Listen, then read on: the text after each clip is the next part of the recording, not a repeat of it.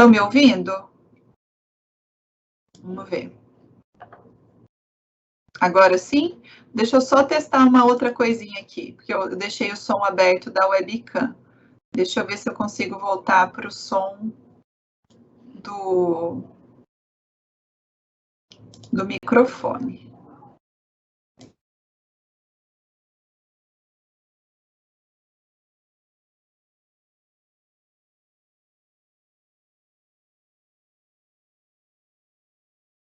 Então, eu vou fazer o seguinte, eu vou deixar com o microfone da webcam ligado. Se começar a ter muito ruído, muita coisa, vocês vão me avisando aqui, por favor, tá?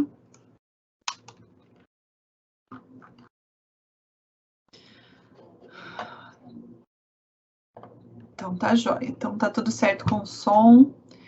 E aí, quem que tá aí com a gente hoje? Vamos ver, nós temos alguém que tá junto. Vamos lá falar um bom dia, pessoal. Como passaram de semana passada para essa? Faz alguns dias já que a gente não se vê, né? Tenho recebido bastante e-mail aqui, bastante perguntas sobre prova. O Antônio Augusto falou que estava sem som. Tá tudo bem agora, Antônio? Tá conseguindo ouvir bem? Eu deixei o som da webcam. Tá ruim esse som ou não? Porque o som do microfone aqui, acho que deve estar com algum problema. Mas, enfim, nós vamos aí durante a aula e caso aconteça alguma coisa, é só vocês irem me avisando, tá? E aí, como é que vocês passaram de semana passada para essa? Espero que vocês estejam bem, que vocês estejam animados. Tenho recebido alguns e-mails perguntando sobre prova, né?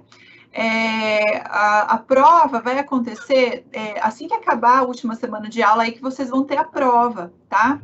Então, semana que vem a gente não vai ter aula, né? Eu aqui não vou estar com vocês, é possível que vocês tenham outra atividade para fazer aí, né?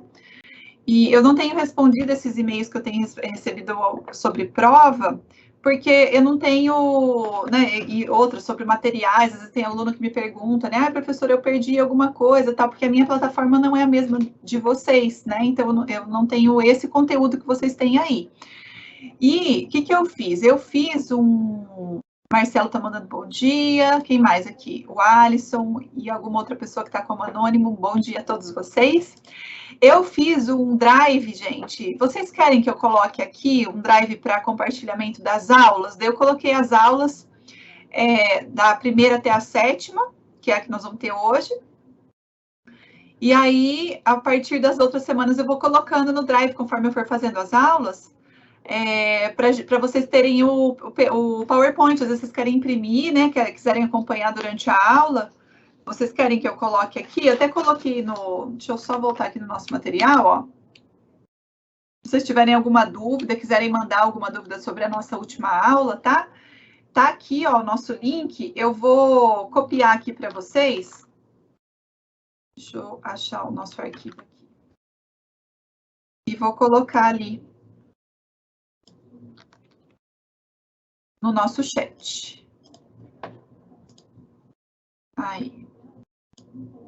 Ó, eu vou fazer um anúncio aqui, vou colocar, daí vocês depois abrem e vejam se vocês estão conseguindo, tá, ter o acesso aqui nos materiais, tá bom? Então, tá aqui para vocês.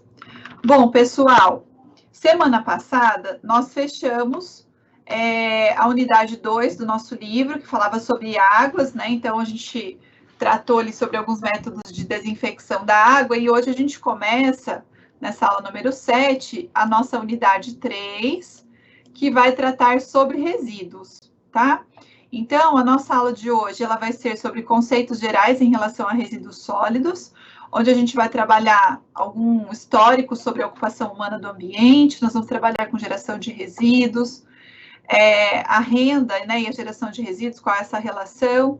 Nós vamos trabalhar com a NBR 10.004, que faz uma classificação de resíduos sólidos entre resíduos perigosos e resíduos não perigosos.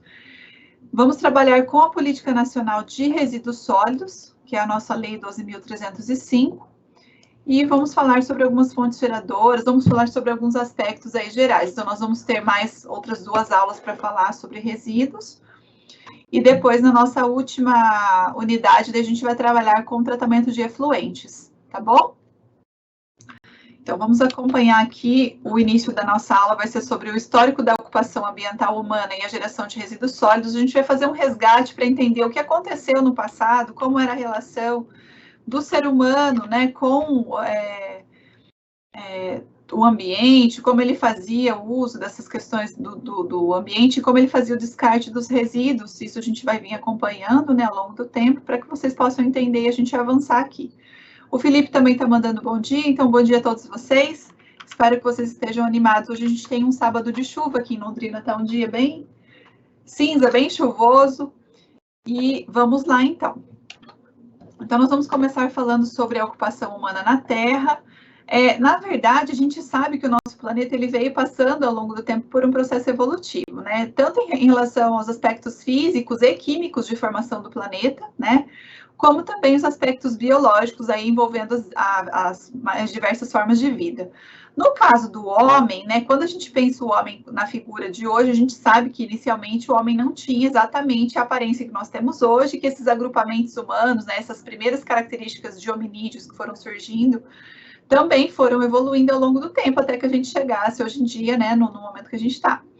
Só que, antigamente, se a gente voltar no tempo aí e pensar, né, como eram essas relações, para a gente construir essa relação do homem com o ambiente, o que ele fazia com seus resíduos, então a gente tinha um homem que ele era o que a gente chama de nômade, né? Então ele caminhava pelo território, pelos mais diversos ambientes, para que ele pudesse fazer uma coleta para comer, né, para se alimentar, porque ele não tinha o domínio da agricultura, tá? Então a gente vê nessa figura a tentativa, né, de fazer algumas ferramentas ou algo que pudesse ajudar nessa busca, né, pelo alimento, pela sobrevivência. E como existia essa característica do nomadismo, as impressões que o homem realizava no ambiente eram muito pequenas em relação a transtornos, né, ou a consumo, vamos pensar assim, porque eram pequenos agrupamentos, né, ou alguns solitários aí que estavam pelo espaço migrando, e você não tinha, como eles migravam, você não tinha então muito tempo ficando ali num território específico, então não tinha um desgaste muito grande daquela área, era só mesmo a coleta, né, dormia ali, no outro dia, né, já migrava, ou daqui uns poucos dias também estava fazendo essa migração, era um processo tranquilo. Com o domínio da técnica ao longo do tempo, né, então o homem vai desenvolvendo essas técnicas e ele vai conseguindo dominar o ambiente de uma forma mais inteligente, né, de uma forma mais ampla também, construindo primeiro ferramentas com pedras, fazendo aquelas pontas ali, como a gente viu, mas o que eu posso adiantar para vocês é o seguinte, isso aqui, ó, que é o domínio do fogo, fez toda a diferença no que o homem se tornou, né, e no que a gente tem hoje, e etc. Por que eu falo isso para vocês? Porque quando o homem aprende que com o fogo, né, ele pode cozinhar uma carne, né, ele, no caso, na época, só dispunha a carne ali em cima para assar, né, mas esse processo de cocção de alimento, né, de conseguir se alimentar melhor, porque ele já não precisava mais comer aquilo cru, então você tem também uma melhora neurológica de aspectos, né, fisiológicos, neurológicos nesse ser, e um processo evolutivo. Então, esse aprimoramento da alimentação permite com que esse homem também vá evoluindo, né, principalmente na parte cognitiva, né, na sua parte de desenvolvimento neurológico, e isso também permite com que ele se aproxime desse ambiente e se aproprie de uma forma cada vez mais acelerada, né, e melhorando esses aspectos. Então, quando a gente fala aqui do período paleolítico, a gente está falando mais ou menos de 18 mil anos atrás, a gente está falando, né, de uma relação onde o homem tem o domínio do fogo, com o domínio do fogo, ele também já se concentra nos grupos ali em volta desse fogo, ele não precisa dormir mais com o cair do sol, porque quando você não tem luz, você não tem o fogo, você não tem luz. Então, acabava o sol, né, tinha que se dormir. Então, com o fogo, algumas características de socialização também aumentam desses agrupamentos humanos. Então, eles podem ficar em volta do fogo, dormir mais tarde, né? Comer melhor. Então, isso tudo vai melhorando e progredindo em relação a essas características humanas, né, que vão sendo desenvolvidas. E veja que aqui dentro da caverna, né, quando a gente tem a caverna como abrigo, né, o animal aqui sendo consumido, então o lixo ou o resíduo que eles produziam, né, algo que não consumiam ali daquilo que estava sendo caçado, coletado, era colocado entre as rochas nas cavernas, né? Então existem alguns achados que comprovam isso e alguns desenhos também mostrando como era essa relação, né, do homem guardando esses resíduos. Então, são aspectos bem interessantes que a gente consegue notar aí ao longo do tempo. Passando um pouquinho mais, fazendo esse resgate histórico aqui, quem gosta de aula de história? Vocês estão gostando dessa história aqui no começo? Ou vocês estão pensando assim, gente, a professora está doida, né? Contando esse monte de história para a gente, mas nós vamos chegar no nosso objetivo. Passando um pouquinho mais, a gente vem para o Neolítico, então a gente já está falando de um período de 10, 11 mil anos para agora, né? Acontece uma coisa muito bacana, que é o domínio da agricultura. Então, o domínio da agricultura, pelos estudiosos, né, o que é colocado, principalmente se volta para as mulheres dos agrupamentos, né, desses agrupamentos humanos. Porque o homem saía para caçar, saía junto ao grupo, né, de homens buscar alimento, né, caçando, e a mulher ficava no espaço ali. Então, ela conseguia observar algumas coisas que iam acontecendo em relação às sementes, né, brotando e tal. Então, é falado, né, que essa revolução agrícola que é colocada em relação ao domínio da agricultura é voltado para as mulheres que ficavam ali, que prestavam atenção nisso. Então, quando você tem esse domínio e você começa a plantar e você consegue se fixar no local, então começa o que a gente chama de sedentarização, é um novo momento. O homem já não precisa mais migrar, né? Ele consegue ficar no ambiente porque ele consegue plantar, ele já não precisa mais sair em busca dessas frutas, né? Coletando, ele pode produzir o seu próprio alimento. Domesticação de animais também, né? Então a gente vai ter esse tipo de cena aqui, onde os agrupamentos humanos já vão aprimorando cada vez mais a técnica, né? Construindo alguns tipos de moradias, né? As peles sendo usadas aqui como roupas, né? Os grãos que já eram colhidos aqui, que estavam na proximidade também, então mora perto do rio para ter o acesso à água.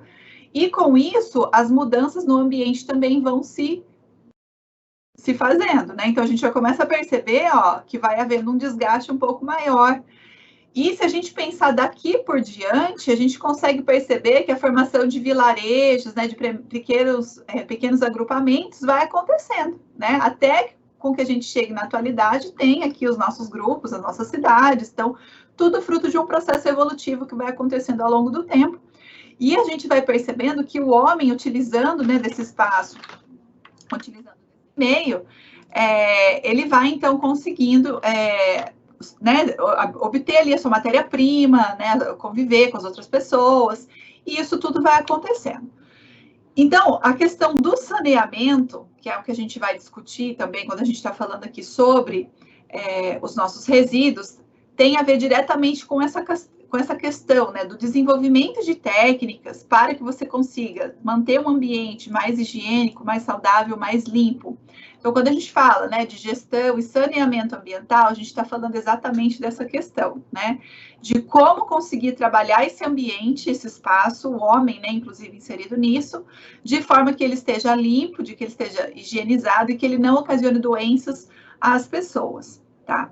Só que esse entendimento que a gente tem hoje do saneamento, as técnicas, né, que a gente conhece hoje, é claro que nem sempre elas existiram, né? Elas são fruto aí de um processo também evolutivo que foi acontecendo ao longo do tempo.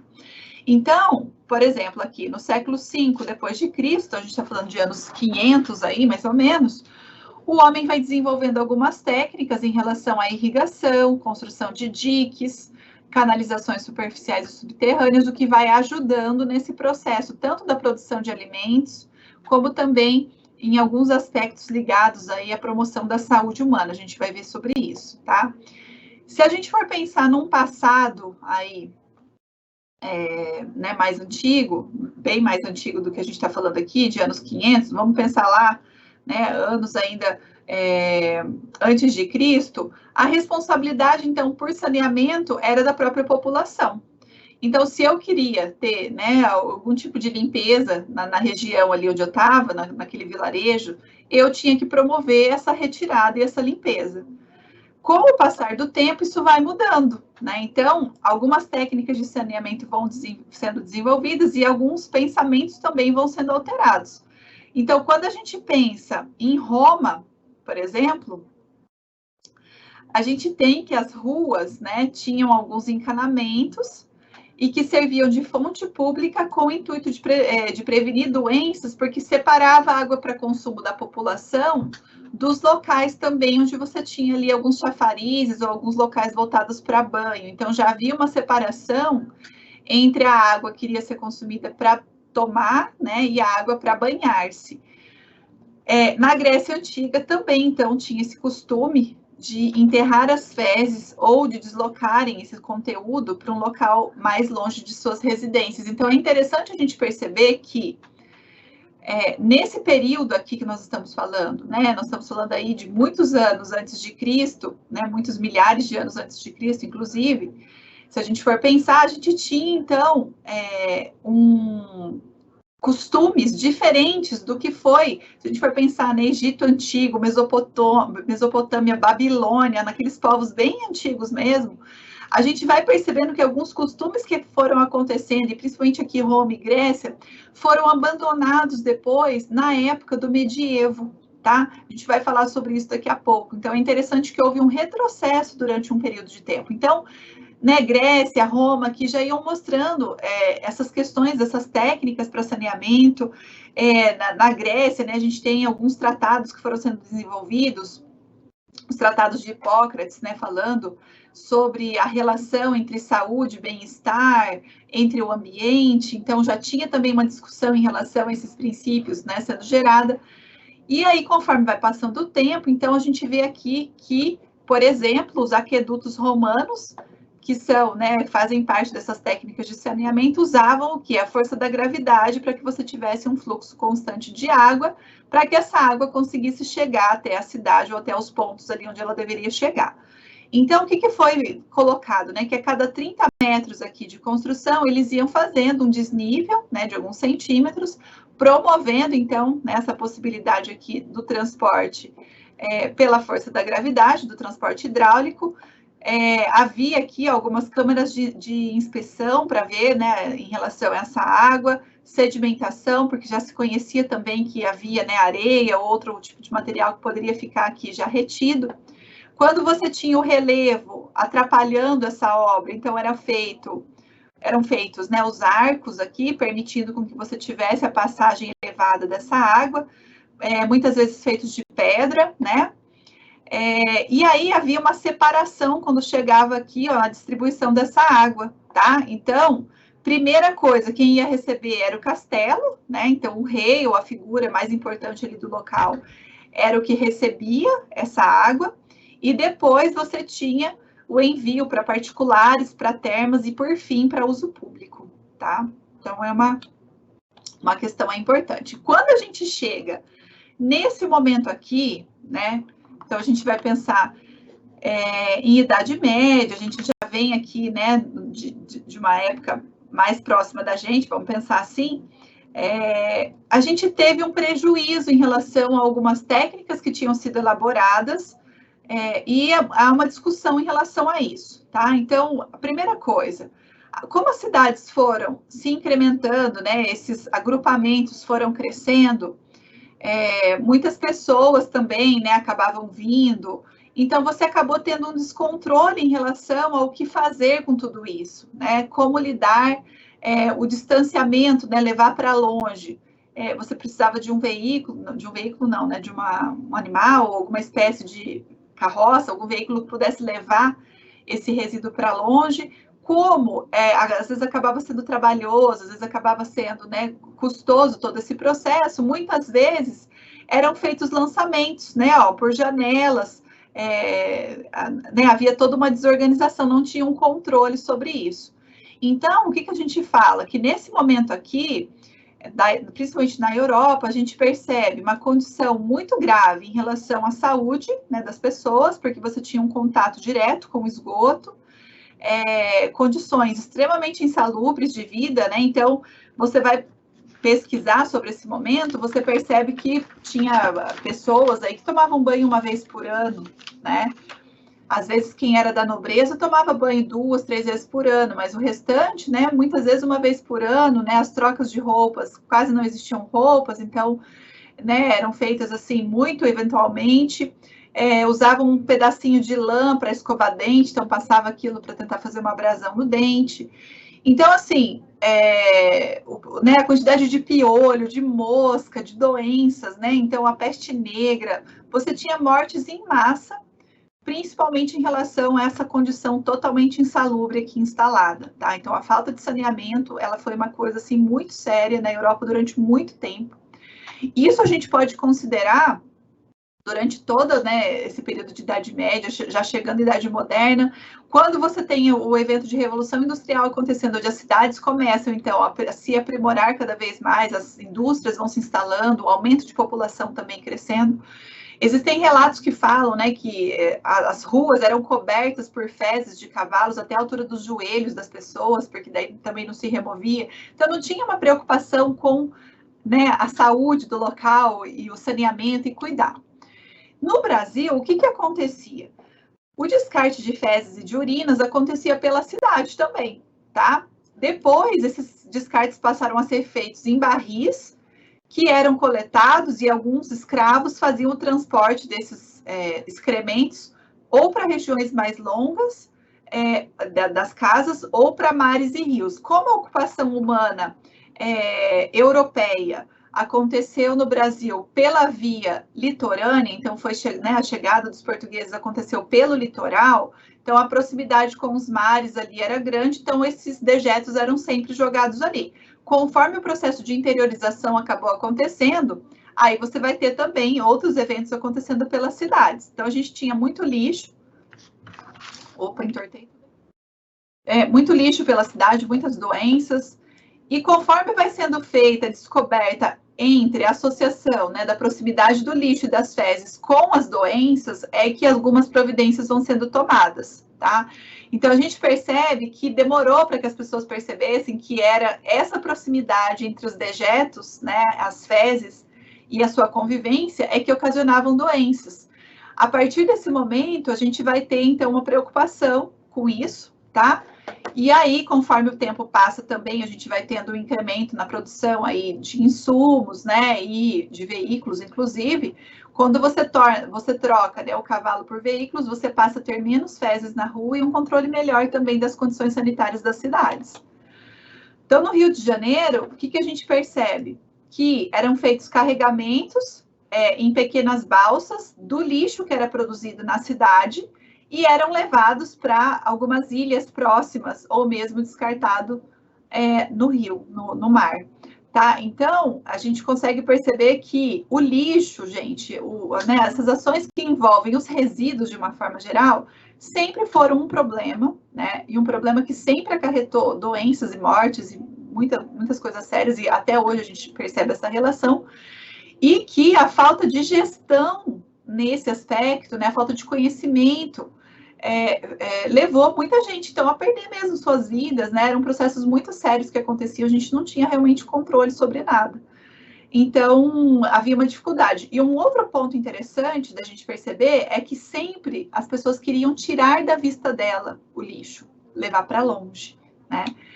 E com isso eu coloco esse slide para você, né? Porque não existe fora, né? Quando a gente toma ciência disso, a gente percebe que não adianta a gente jogar, né? Não adianta levar para longe. Então, ó, o lixo, ele é indissociável das atividades que o homem desenvolve, tanto no tempo quanto no espaço. Por quê? Porque o nosso planeta não tem ralo, né? Não adianta. Então, você pode enterrar, né? Você pode, falando assim, de forma irônica, tá? Você pode enterrar, pode queimar, você pode jogar no rio, mas isso vai voltar em algum momento, né? Não são as melhores formas de se lidar com isso. Então, quando a gente fala de gerenciamento de resíduos sólidos, a gente está falando de uma coisa extremamente séria, que durante muito tempo foi tratado de qualquer jeito, e ainda hoje é tratado de qualquer jeito por muitos locais, né? A gente percebe aí que não existem, muitos municípios brasileiros ainda não adotaram as melhores formas de cuidarem, né, dos seus resíduos. A gente vai falar isso em outros momentos, mas então a gente precisa desse comprometimento, né? Uma outra relação que a gente pode fazer aqui é em relação à renda, consumo e a geração de resíduos. Então, existem estudos que mostram para a gente que quanto maior é a renda do cidadão, maior é a sua capacidade de consumo e, com isso, ele vai produzir uma maior quantidade de resíduos. Então, na Califórnia, existem cálculos, né, falando aqui, ó, que 6 mil computadores ficam obsoletos diariamente, né, e que apenas 11% do material é reciclado. Então, assim, é muita coisa sendo jogada fora, algumas coisas poderiam ser reaproveitadas, por isso que a gente tem toda essa questão, esse debate que é colocado em relação a reuso, reciclagem, né, a importância de tudo isso. Porque a discussão, quando ela chega nesse ponto aqui que a gente está, né, conversando, realmente ela precisa de muita atenção, né? Em relação a alguns números no Brasil, então, apesar da pobreza que uma boa parte da população vive ainda, né, em alguns momentos, o descarte de resíduos é retrato de desperdício. Então, a gente tem uma perda média aí de 15% da safra de grãos, principalmente no momento do transporte, né, o transporte rodoviário e ferroviário ainda faz uma perda grande de grãos. Na construção civil, nós temos perdas aí que chegam a 33% em relação aos materiais, conforme a obra vai acontecendo.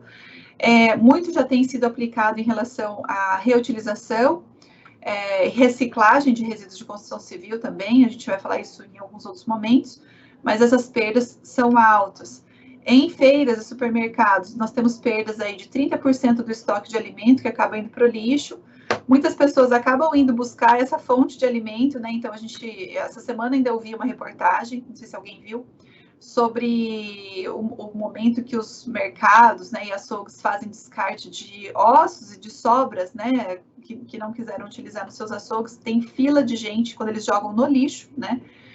Pessoas lá esperando, né, para buscar esse descarte. Então, assim, uma situação muito grave, muito séria, que envolve uma série de coisas, né? Desigualdade social, a questão da renda, né? E os aspectos aqui ligados à gestão, né, de tudo isso. Então, é uma coisa bem importante, bem interessante da gente pensar. Vamos pensar aqui um pouquinho no nosso ESP. Então, você vai preparar uma palestra sobre ocupação humana e a geração de resíduos e você tem que discutir algumas questões. Por exemplo, de quem era a responsabilidade por resíduos antes da Idade Média? Então, a gente sabe que essa responsabilidade antes era do homem, da população, de uma forma geral. Então, eu tinha que cuidar do meu próprio resíduo. Depois, essa responsabilidade passou a ser da igreja, tá? E, por fim, ela passou a ser do Estado, do governo, tá? Então, foi havendo uma mudança, né, nos períodos históricos aí, em relação a essas responsabilidades.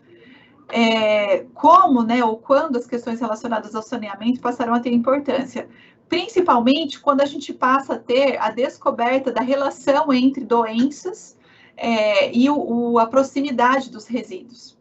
Então, nos inícios dos anos 1900 aqui no Brasil, a gente vai ter a fundação, né, dos Instituto Pasteur, do Instituto Butantan, que vão trazer também avanços, né, em relação à ciência, nesses aspectos, né, estudos aí que vão ajudar muito na evolução das condições de saneamento no país, tá? E qual é a primeira principal problemática relacionada à sociedade e à geração de resíduos? Eu acho que hoje, se a gente for pensar nessa principal problemática, é o quanto a gente gera de resíduos, né? Porque hoje, teoricamente, a gente até tem conhecimento em relação à gestão, como fazer, né, e os principais pontos que a gente precisa abordar. Mas a gente tem muito problema em relação à quantidade de resíduo que é gerado e, em alguns locais, a gente tem má gestão mesmo, né? Então, são problemas aí que a gente precisa de ajuda dos dois lados, da população para haver um controle maior em relação à quantidade de resíduo gerado e do poder público também em relação aos aspectos de gerenciamento desses resíduos, né? Deixa eu abrir aqui um momento para a gente conversar, deixa eu ver se a gente tem alguma pergunta, se a gente tem algum comentário. O Antônio Augusto está falando aqui assim, ó, a falta de saneamento mostrou ao longo da história as grandes doenças e que dizimou uma boa parte da população, até se descobrir a importância e a seriedade do assunto. Perfeito, Antônio, é isso mesmo. Essa dificuldade de entender, né? Porque quando você não tem noção, você não tem o conhecimento, realmente você acaba pagando muitas vezes com a vida e com a saúde, né? Então, essas descobertas realmente foram muito importantes e a partir daí a gente vai tendo uma mudança em relação né, os demais aspectos aí ao longo do tempo. Então, muito bom, muito bacana o apontamento aí. Alguém quer colocar mais alguma coisa? Tá tudo bem aí? Vocês estão tranquilos? Conversem comigo, não me deixem aqui falando só. No segundo momento agora da nossa aula, podem colocar aqui no chat, que eu estou de olho no chat, eu já volto para a gente conversando. A gente vai falar sobre normas e legislação, classificação de resíduos, então a gente vai falar sobre alguns assuntos aqui que são importantes para a gente, tá? A gente vai começar falando sobre a NBR 10.004 de 2004. Então, a gente vai perceber também que ao longo do tempo, vai havendo um incremento em relação às legislações, né, e a esses aspectos legais aí que vão ajudar a gente no controle de algumas situações, tá? Por exemplo, em 2004, a gente tem a CNBR aqui, que vai trazer, né, a definição de resíduos em relação a resíduos nos estados sólido, semissólido, que são resultantes de atividades industriais, domésticas, hospitalares, né, comerciais, agrícolas e de varrição. E durante, né, no meio de todos esses resíduos aqui, a classificação que é feita por essa NBR é em relação às suas características e também em relação à sua periculosidade, tá? Então, principalmente em relação à periculosidade. Quando a gente olha NBR 10.004, na hora eu já vou lembrar. Resíduo classe 1, perigoso. Resíduo classe 2, não perigoso. É essa classificação, né? Isso costuma cair bastante em prova de concurso, sabe? Essas provas que são feitas, cai bastante sobre a NBR 10.004 perguntando essa classificação. Então, é uma classificação sobre os tipos de resíduo sólido, resíduo perigoso e não perigoso, tá? E essa definição de acordo com a origem, com o processo produtivo, vem também nessa NBR, nessa norma, a gente tem, no final dela, a gente vai ter alguns anexos que vão trazer vários conteúdos que são importantes, né, em relação aos tipos de resíduos, né, sua classificação, a gente vai falar sobre isso, tá? Então, a NBR 10.004, resíduo classe 1, resíduos perigosos. Que tipo de resíduo? São aqueles que são inflamáveis, corrosivos, reativos, patogênicos ou tóxicos. E aqui nós temos um código para identificação desses resíduos. Daí lá nesses anexos, no fim da norma, vai estar constando lá, né? O D001, relacionando, por exemplo, a inflamabilidade, né? D002, e outros aqui que vão ter essa relação com as suas características. Quando eu falo de resíduo classe 2, eu estou falando de resíduo não perigoso. O que é um resíduo não perigoso? É resto de alimento, é papelão, né, vidro. Então, esses tipos de resíduos, eles vão ser, né, iniciados aqui com a letra A. E dentro dos resíduos que são não perigosos, existe mais uma subdivisão ainda. Quando a gente fala de resíduo classe 2A e classe 2B. O classe 2A é aquilo que a gente chama de não inerte. Então, ele apresenta, né, ele é biodegradável, né, ele é solúvel em água. E os que são inertes, então, eles não têm os seus constituintes que se solubilizam em água, né? Então, tem uma relação mais direta com isso, tá? Então, grande importância, resíduo classe 1 perigoso e resíduo classe 2 não perigoso. Dentro daqueles que nós conhecemos, né, em relação à sua periculosidade, o nosso resíduo classe 1 vai ser aquele que vai ser, né, vai ter um resíduo muito perigoso ali, que traz um risco de vida, tem um perigo iminente de acidente, ou algo que possa acontecer, que possa ser muito perigoso em relação a ele. Em relação a essa classificação de resíduos, quando ela vai ser feita, tá? O que a gente vai fazer? A primeira coisa que a gente vai fazer é identificar o processo de origem de onde esse resíduo foi gerado, tá? Então, dentro de uma indústria, dentro de um determinado local, eu preciso conhecer qual é o processo gerador. A partir do momento que eu conheço o processo gerador, eu consigo mapear essa fonte geradora, o quanto é gerado desse resíduo, e aí a gente consegue identificar quais são os principais constituintes que eu tenho nesse resíduo, e eu também vou conseguir definir como eu vou separar, para onde eu vou mandar, quem vai vir buscar, como vai ser feito esse tratamento, tá? Então, são características importantes aí em relação a esse processo de gestão de resíduos sólidos. Ainda sobre os nossos resíduos classe 1, nós temos os inflamáveis, que, né, tem aí a possibilidade de pegar fogo. Nós temos aqueles que são corrosivos, que tem uma característica de corroer, né, ou de degradar algo ali que possa acontecer.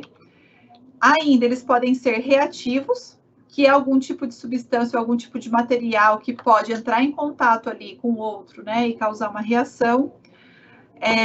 Tóxicos, porque eles podem ter efeitos nocivos, e patogênicos, que são aqueles que podem ocasionar alguma doença, estão relacionados principalmente aos resíduos hospitalares. Então, cada tipo de resíduo desse daqui, né, que está classificado como resíduo perigoso, vai ter uma característica, então a gente vai ter lá naqueles anexos no fim da norma falando, né, quais são eles, e a gestão de cada tipo de resíduo também vai ser diferente de acordo com o que ela apresenta, né? Então, eu não vou tratar um resíduo patogênico do mesmo jeito que eu trato um resíduo inflamável, por exemplo, né? Existem diferenças de tratamento. Num patogênico, eu posso, por exemplo, elevar a temperatura para que ele perca ali a sua possibilidade de doença, né, de transmissão de doença, então ele fica inativo, aí você tem uma possibilidade de, né, trabalhar com ele. Então, as formas, os desígnios de tratamento vão ser diferenciados de acordo com a classificação do resíduo, tá? Um outro ponto importante para a gente, então você viu lá que a NBR 10.004, ela é de 2004. Em 2010, saiu para a nossa Lei 2.305, que é a nossa Política Nacional de Resíduos Sólidos, que vai falar sobre princípios, né, sobre instrumentos, objetivos, essa gestão integrada, e aí ela traz, então, essa importância, né, do município ter essa integração junto com o cidadão, junto com os industriais, com as empresas, todo mundo promovendo os cuidados em relação aos resíduos, a separação correta, para que esse gerenciamento aconteça da melhor forma possível, né? E aí, as responsabilidades que são incluídas em relação aos geradores aparecem nessa lei, mostrando que, principalmente, os geradores de resíduos perigosos são responsáveis pela separação, né, desses resíduos, pela forma como esses resíduos vão ser tratados. Então, ou contrata uma empresa que sabe tratar, ou vai desenvolver o tratamento para realizar, né? Geralmente é terceirizado esse tipo de serviço, tá? Mostrando que eles conseguem, então, realmente dar conta desses aspectos, tá? Então, a gente já falou dessa lei, ela é super importante. Então, em 2010, quando ela surgiu, ela veio, assim, como se fosse a salvadora, né, da pátria, realmente trazendo muitas novidades. Mas hoje, 11 anos depois, o que a gente percebe? Que algumas fragilidades não, né? A lei é boa. O que faltou foi realmente uma cobrança mais firme em relação aos municípios para que eles se adequassem, né? Tanto é que o nosso novo marco do saneamento, que é a nossa Lei 14.026, trouxe novos prazos para readequação em relação, né, aos nossos municípios aí, principalmente para a extinção de lixões. Aí, deixa eu só voltar aqui. Falando ainda sobre a nossa Política Nacional de Resíduos Sólidos, a classificação que ela faz em relação aos resíduos é em relação à sua periculosidade e em relação à sua origem, certo? Quando ela vai tratar sobre a origem, ela vai dividir esses resíduos em vários pontos de origem aqui. O nosso RSU, a gente já falou sobre isso também, resíduo sólido urbano, ele é constituído geralmente por resíduos domiciliares e por resíduos de limpeza urbana, podendo englobar os resíduos de estabelecimentos comerciais e prestadores de serviço quando eles não forem resíduos perigosos, tá? Aí eles também podem entrar aqui, ó, e fazer parte do nosso RSU, tá? Então, isso é o que a gente chama, é uma categoria que está dentro da 12.305.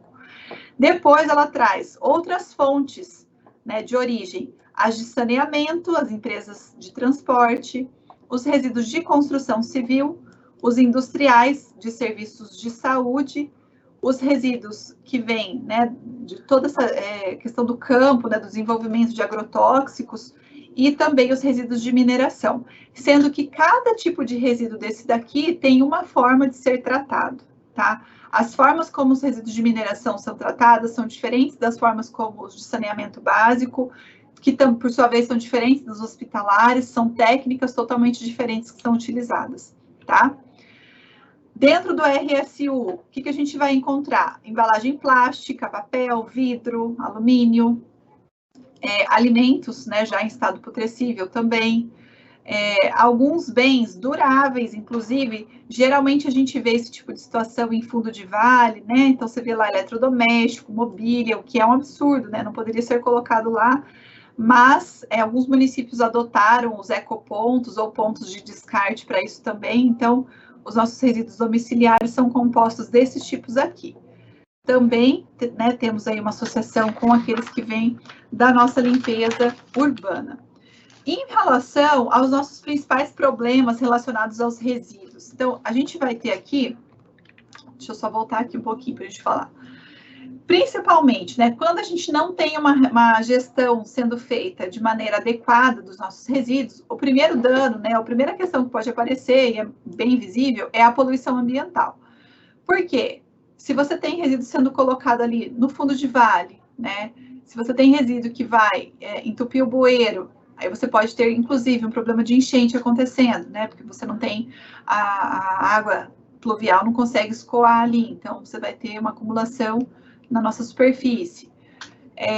Então, esses poluentes, eles estão totalmente ligados aqui com o direcionamento que é feito em relação aos nossos resíduos.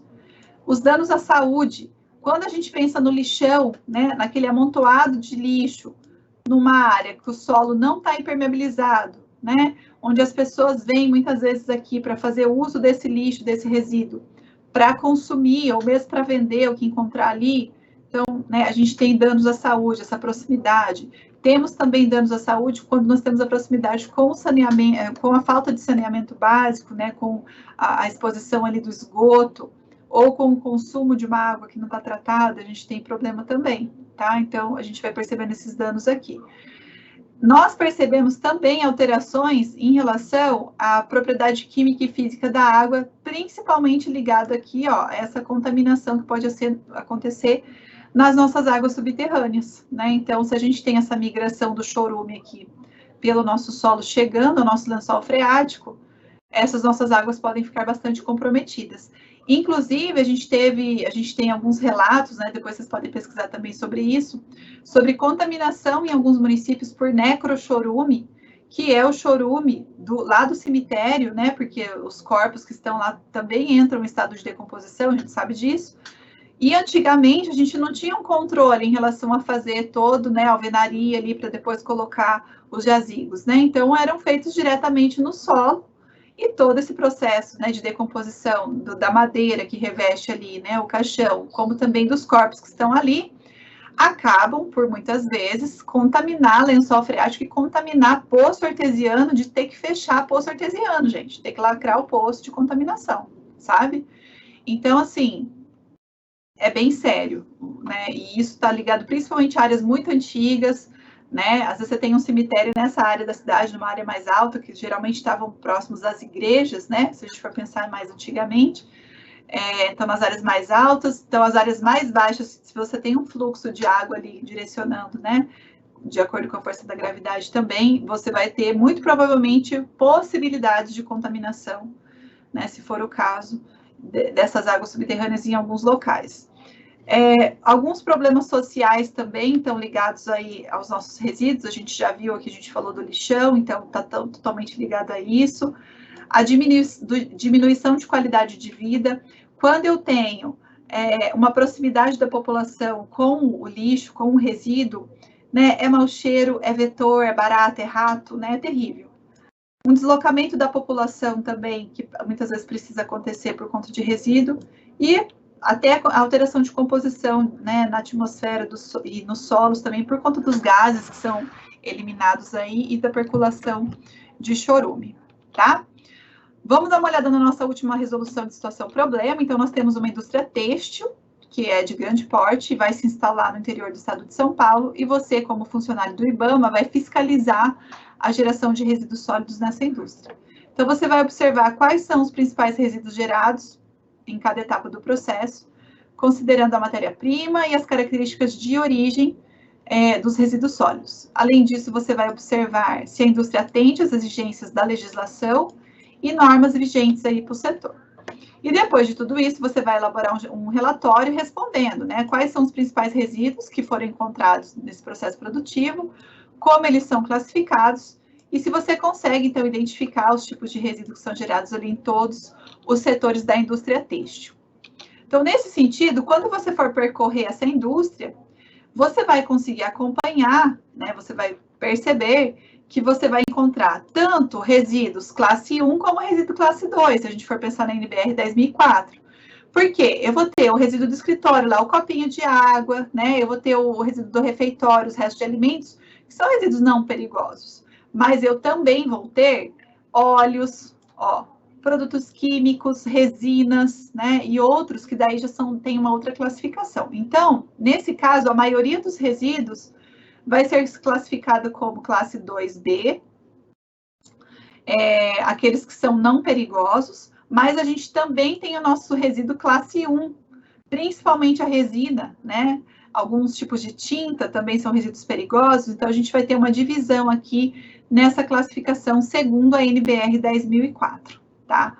De acordo com essa divisão, a gente vai fazer também um planejamento, então conhecendo quais são esses resíduos, a sua característica, e aí fazer a segregação correta, que é a separação, né, correta dentro da empresa, o acondicionamento correto para que depois possa ser mandado para tratamento ou, né, devolvido. Em alguns momentos você tem a questão da logística reversa também que acontece, né, então pode acontecer diversas coisas aí. Então vamos lá, vamos conversar um pouco. O Antônio Augusto está falando assim, ó: a cultura de reciclagem e cuidado com os nossos meios hídricos precisam ser mudadas se comparado aos países que levam o meio ambiente como um ambiente alterável e não podendo ser recuperado ao longo do tempo, dependendo do dano. Ele está falando da Austrália e demais países. Deixa eu ver se eu entendi aqui, Antônio. Você quis dizer que quando o país tem uma melhor gestão do ambiente, vai ter um melhor cuidado, é isso? Deixa eu entender melhor como você colocou aqui. Porque nesses países já houve uma mudança cultural em relação a esses aspectos de reciclagem, daí já houve uma melhoria, é isso que você quer dizer? Se eu puder só melhorar para eu entender aqui certinho. Porque assim, se a gente for pensar, algumas características de poluição, né, algumas características que a gente encontra no meio, dependendo, elas podem realmente ter um fim muito difícil, né? Você tem lá um derramamento de petróleo, por exemplo, no mar. Pode ganhar uma extensão muito grande, né? Ou um caminhão que tomba na beira de uma estrada e daí cai um carregamento num rio, por exemplo. Pode ter também uma extensão longa, né? Uma dificuldade de conter esse tipo de situação. Agora, quando você está num local que as pessoas têm mais consciência, eu não sei se foi aqui na aula de vocês que eu comentei sobre a Alemanha, que eles geram mais resíduos, mas eles têm a usina para queimar os resíduos, lá eles trabalham bastante com queima, né? E aí, como eles queimam, então acaba gerando energia pela queima, o consumo acaba sendo aumentado, porque eles não têm tanta preocupação com a geração de resíduos, porque eles sabem que o resíduo gerado não vai ser enterrado em aterro, né? Não vai para um destino errado, vai ser queimado, tá? O Antônio colocou aqui para mim a proposta de melhorar a cultura de cuidados ambientais. Agora entendi, Antônio. É isso mesmo, eu acho que a questão da educação, né, vai muito nessa questão, levar informação e conhecimento para essas pessoas, né, enfim, para todo mundo, né, nós, as crianças, né, adultos, os mais de idade, todo mundo junto, para melhorar esse aspecto, aprender a fazer a separação, aprender a fazer a destinação correta, né, e não só nós, os grandes industriais, todo mundo, né? Os gestores municipais, todo mundo tem que trabalhar na mesma linha para que a gente consiga ter esses cuidados aí. Mais alguma dúvida, mais algum comentário? Eu vou fazer o nosso recapitulando aqui, para a gente poder encerrar, que o nosso horário já está chegando aqui. Então, a gente trabalhou com o histórico de ocupação humana, questão da geração de resíduos, algumas observações sobre renda e geração de resíduos. Vimos a NBR 10.004, Política Nacional de Resíduos Sólidos, e falamos aqui sobre algumas fontes geradoras de resíduos. Eu espero que vocês tenham um excelente fim de semana, que vocês aproveitem muito. Semana que vem, então, a gente não tem aula aqui, tá? Mas é possível que vocês tenham outras atividades, porque eu não sei do calendário de vocês, mas comigo aqui, então, a gente volta depois, daqui 2 semanas, então, né? Semana que vem não, daí na próxima a gente volta na aula. Tá bom? Espero que vocês aproveitem aí o fim de semana, se cuidem e a gente se vê, tá bom? Obrigada, gente. Até!